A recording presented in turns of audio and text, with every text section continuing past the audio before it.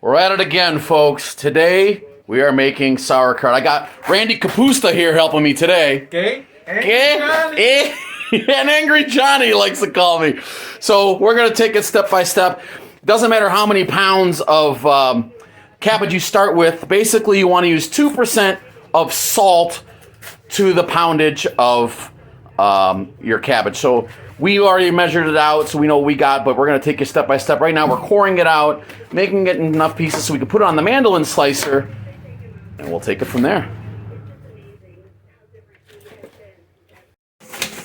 Everybody was mandolin slicing. Yes, we are using a mandolin to show us how thick this is. So it's not that thick. We want it very thin, you see. So that's not bad. You know, you can do it as thin or as thick as you want. I like it a little thin. It's going to reduce a little bit as it's brining and salting and curing. But everybody is mandolin slicing. All right, we shredded all the cabbage. It's all here. What we're going to do is we're going to put in half of the salt. And we're going to massage it so that the juices start coming out and it breaks down a little bit.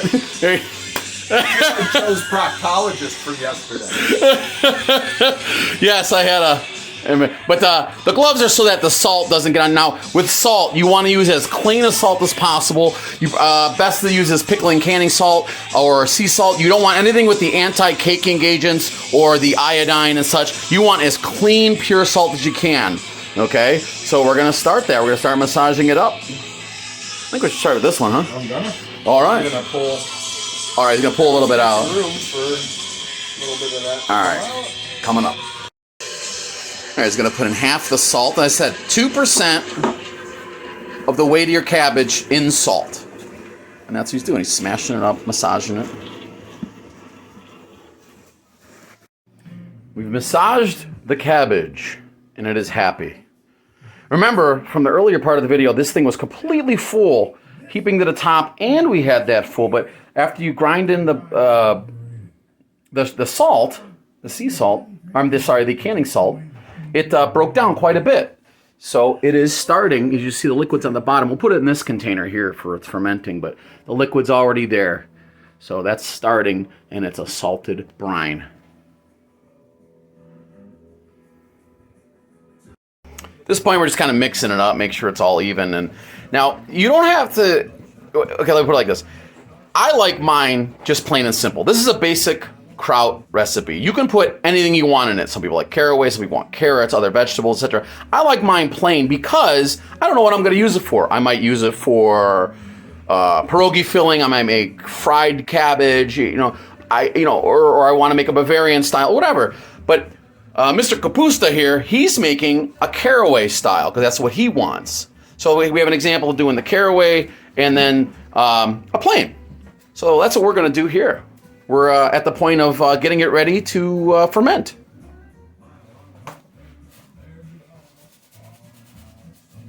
And there he is, mixing it up again, and he's going to put it into a smaller container for fermenting.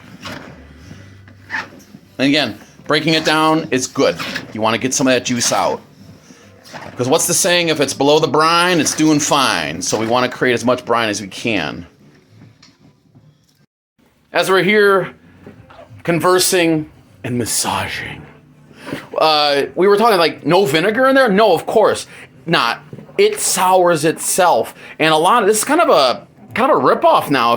So when you're in a store and you're buying kraut, look at the package. If it says vinegar, it's not real kraut. They're cheating you.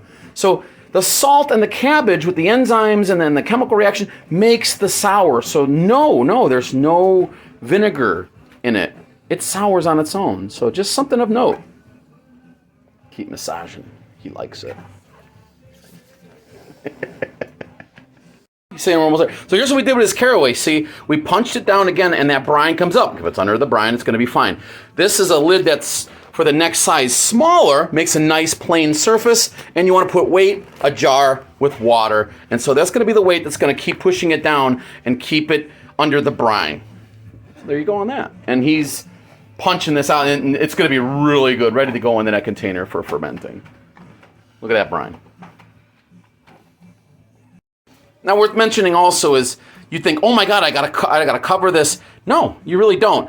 the surface that's covering with the bag here is good enough. You want the gases to escape. So we are putting it, I'm going to put that cup sideways and so it kind of spreads out. And that brine, see, the brine is above the cabbage. So, yeah, I just want to let you know that. You don't want to seal it, okay? Again, didn't kill us all. We haven't been dead yet. We've been eating this food for hundreds of years. So, and it's not going to start now. And we're going to transfer this to the Big Ben. Now check this out. We had 22 pounds of shredded cabbage. You saw it was billowing over the two respective containers. This is it. This is that 22 pounds of white cabbage. It equals out to about 8 quarts right now and about 3 quarts. So you definitely want to break it down to give you an idea how much you want to break it down and how you want to prep it. But that is it. That's 22 pounds of cabbage there. Under the brine, it's doing fine, so I just used a dinner plate because it had a big wide mouth and a jar full of water, and it's pushing it down. We're going to put that in a basement, cool, dark place for 5 days. We should have sauerkraut. Now on to the red. And we finished up our green prep, and we're also going to make one of my favorites, which is the red cabbage kraut. And what's really cool about making sauerkraut is you don't need any special tools. You know, when you look up the recipes, oh, use a crock and use this, you'll see what we're going to use. What we're using is completely fine. You don't need special tools. So remember that. And we're back to everybody was mandolin slicing. Red cabbage time. You don't have to use a mandolin slicer. You can use whatever you want. You can do hand slicing. You can use a processor with the chopping mode on it. But I just find that's a little bit too thick. But one thing with the mandolin is your shoulders are going to get all buff. So I know he's good for about another head or two, and then I'll tag in and get a little bit. We look for alternative ways to try and get it done, trying to make it easier, but we always go back to the basics.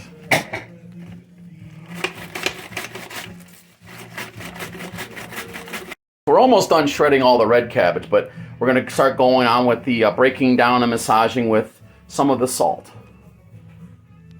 So, well, a lot of this is repeated from the white, but just maybe you'll see a different angle of perspective this time. All right, it's all shredded up, and as Mr. Kapusta said, I could already hear it because there is a sound. You feel it getting a little like a squeaky. Right, yeah, you can see the juices coming out. Right. Like I said, you break it down and break it down and break it down, but it feels squishy too. You can get like a squeaky sound, so you know you're doing it right. It's a high-pitched squeaky sound. A high-pitched squeaky sound. You hear it? And yes, I could hear a dump truck driving through a nitroglycerin factory. As we mentioned, you don't need any special tools, but we found that this helps. You have some kind of muddler or something like that. You know, anything, if you can make your job easier, then go ahead.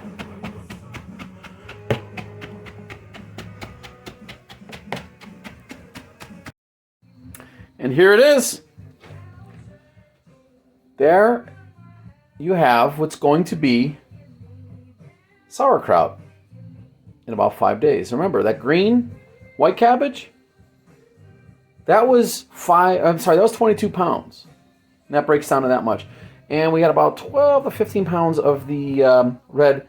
Remember, use just salt. The amount of salt you use is 2% of the weight of the cabbage, whether it's 22 pounds or 2 pounds. Okay? And trying to use as clean a salt as possible. Candy pickling salt is the best. Sea salt will be good. You don't want any caking agents, and you don't want the iodine. You want as clean a salt as you can get. All right?